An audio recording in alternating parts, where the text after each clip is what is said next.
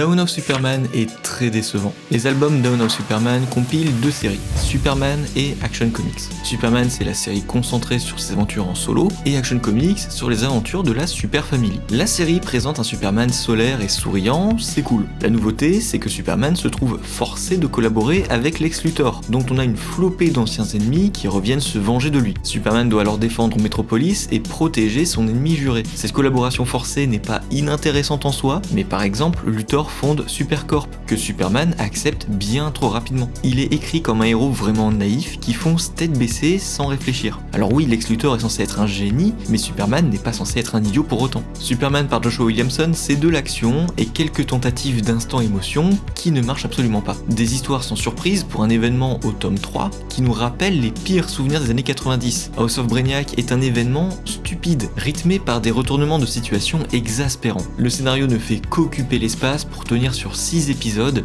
et avec des backups parfois plus touchants que l'événement en lui-même. Côté dessin, je dois admettre que le style chaleureux de Jamal Campbell séduit sur le premier volume, et il est clairement là pour attirer les lecteurs. Et il laisse place dès le second tome à un dessin beaucoup plus axé années 90.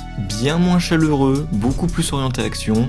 En soi, ça fait le café, mais ça ne vous collera aucune claque visuelle. De son côté, Action Comics fait vraiment office de série secondaire. Après un arc entier de bagarre contre Metallo, ça sera un arc entier de bagarre contre une mystérieuse jeune fille. Cet arc se concentre sur Autora, une orpheline adoptée par Lois et Clark avec son frère jumeau. Une bonne idée puisque ces personnages sont déjà présents depuis plus d'1 an et mériteraient bien de connaître un minimum de développement. Philip Kennedy Johnson a toujours une passion pour les menaces démesurées, nécessitant non seulement une super famille, mais également l'aide d'autres personnages. Et ça, c'est quand même plutôt cool.